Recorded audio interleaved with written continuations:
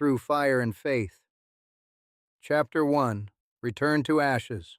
The wind coming off the Wallowa Mountains still carried the scent of ash and pine. Scott stood at the edge of the overlook just outside Joseph, Oregon, the rifle slung across his back, catching the morning light. Below, the valley stirred with the quiet rhythm of survivors rebuilding. Free America flags draped over shattered barns, smoke rising from makeshift chimneys, and the low hum of solar units salvaged from dead suburbs. From a nearby tent, the crackle of an old field radio broke the quiet. A voice, strong, deliberate Southern accent, thick with steel, cut through the air. This is President Elias Monroe, broadcasting from Free America Command in the Northern Cascades. We now have confirmed intelligence, documents, video, eyewitness accounts from Utah, from Nevada, from across the dead corridors of this fallen republic. What we have uncovered is clear. The camps were real. The so-called resettlement zones were extermination facilities operated by foreign-backed militias and traitorous collaborators. Scott didn't move, his jaw clenched. Men were worked to death. Women were used. Children were taken. This was no accident. This was no war. This was a purge. Matt walked up beside him with a tin cup of something trying to pass as coffee and said nothing for a long while. To every American listening, whether you hide in cellars, dig through ash, or fight with stolen rifles in the night, hear me. You are not alone. You are not forgotten. And you are not finished. We rebuild not just to live, but to defy. We fight not just to resist, but to endure. We will reclaim this land, one block, one family, one God-forsaken hill at a time. Whatever you have, use it. Wherever you are, fight. This is our home. This is our stand. God bless you. God bless free America. The radio crackled into static. Scott exhaled slowly. His fingers were clenched into fists. He hadn't realized it until they started to ache. You ever think we'd make it this far? Matt asked, eyes on the valley. Scott shook his head. We didn't make it, He said. We survived long enough to see the next fight. Matt grunted. Hell of a prize.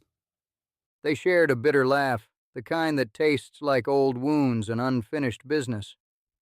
3 weeks earlier, they'd made it to Spokane. The reunions had been real. Scott's daughter had survived. Matt's wife, too. They'd hugged, cried, rationed food together, and pretended peace might last. It hadn't. The Free American forces were consolidating in the Cascades. A functioning government, at least in name, was taking shape. President Monroe wasn't just a name on a broadcast anymore. He was forming alliances, organizing units, and assigning missions. And yesterday, Scott and Matt got theirs. Inside the command tent, a map of the former United States stretched across a plywood table, battered and sweat-stained, held down by rocks, shell casings, and a dull K-bar knife. Dozens of pins marked territories, some red, some black, most gray. Only a handful were green. Standing at the map was a man who looked like war had never let go of him. Steel hair, sharp jaw, faded tattoo on his forearm. Havoc, the Delta Force CO, who'd survived 5 theaters before America fell apart. You two are late. Havoc said without looking up. We weren't given a time. Scott replied. Exactly. Matt raised an eyebrow. Gotta love Special Forces charm. Havoc pointed at the map. His finger landed on Utah, specifically Salt Lake City. Salt Lake isn't red. It's not black. It's white. Matt blinked. Meaning? Havoc looked up. Meaning it's not in enemy hands. And it's not ours. It's something in between. CCP never took it. Probably never tried, but what's in there now might be worse. He dropped a folder onto the table. Grainy photos, intercepted audio, civilian reports, all stamped with the Black Delta Detached Operations seal. They're calling it the Holy Free State of Deseret, headquartered out of the temple. We've confirmed an operational government, currency, patrols, checkpoints. But it's not democracy. It's theocracy. Scott opened the folder. Propaganda posters, patriotic hymns with altered lyrics, teenagers marching in uniform with stylized crosses on their sleeves. Leader? He asked. Prophet Silas Reed. Havoc replied. Used to be a bishop. Went underground after the fall. Resurfaced 5 months ago, declaring himself divinely chosen to restore moral order. The temple's been converted into a broadcast and surveillance hub. Matt stared. How the hell do they have infrastructure? Preppers. Havoc said. The LDS network was better stocked than most governments. Self-reliant farms, off-grid energy, thousands of loyalists.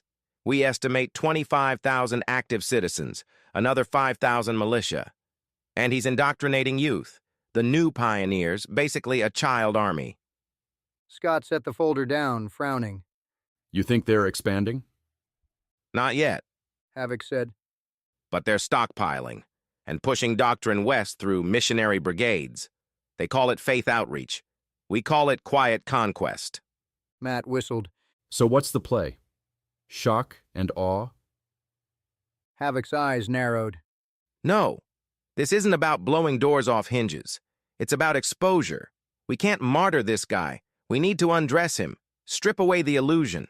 We need the people inside Salt Lake to rise up, not just comply with a new flag. He pulled another photo from the folder, a woman in a hooded scarf, handing a child a printed hymn with coded writing. This is the choir. Resistance group operating out of Salt Lake's Lower East District, former LDS, now insurgents, poets, teachers, nurses. They're smart, they're underfunded, they're barely holding on. Scott took a breath. So we infiltrate, meet the choir, gather intel, undermine Silas from the inside. Havoc nodded. Exactly. We're sending you in with a Delta Recon unit. No uniforms, no trace. You'll link up, assess, report, and if the opportunity comes, cut the head off the snake. Matt tilted his head. And if we fail? Havoc didn't blink. Then the past stays closed, the Midwest stays lost, and another generation grows up believing theocracy is freedom. Scott looked at Matt, no hesitation in his eyes. When do we leave?